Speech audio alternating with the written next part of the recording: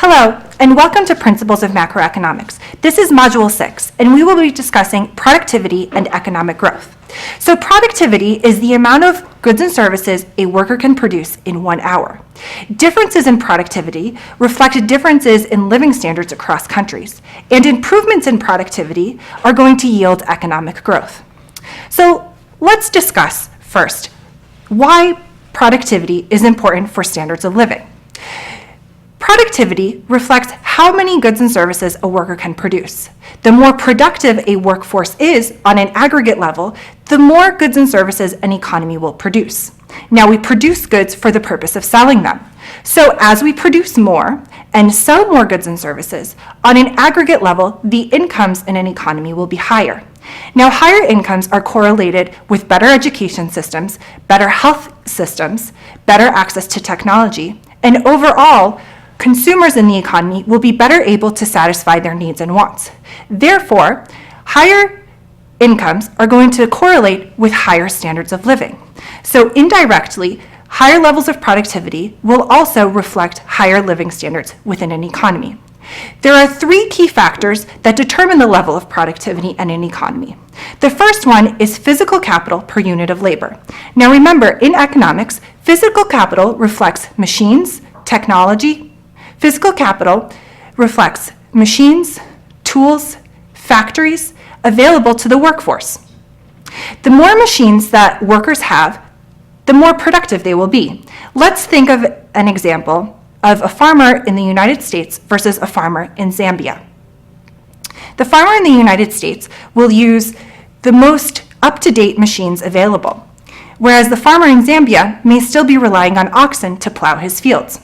If we think about the amount of, let's say, yams that the U.S. farmer will be able to harvest versus the farmer in Zambia, most likely the farmer in the United States will be able to harvest many more yams than the one in Zambia in 1 hour.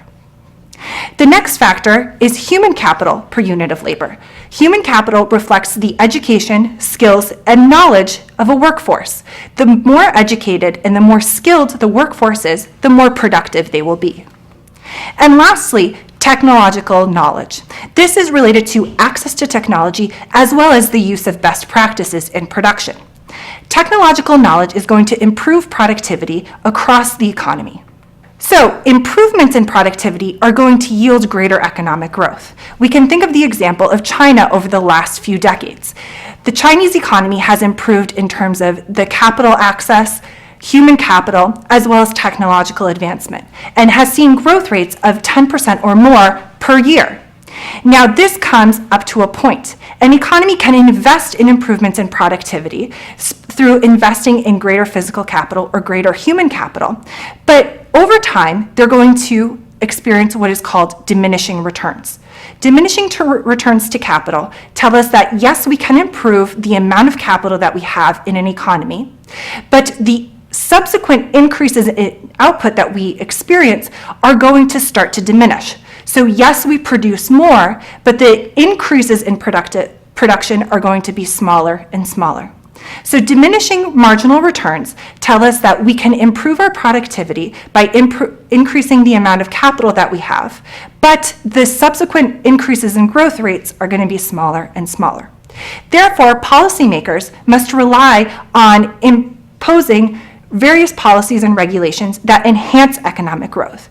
These include policies that will enhance and encourage domestic investment for businesses to continue expanding and continue growing, attracting foreign investments so that foreigners help domestic businesses expand, promoting universal education, and ensuring a strong healthcare system and good nutrition for their population, promoting free trade, encouraging research and development, and ensuring that overall the economy is conducive to business activity.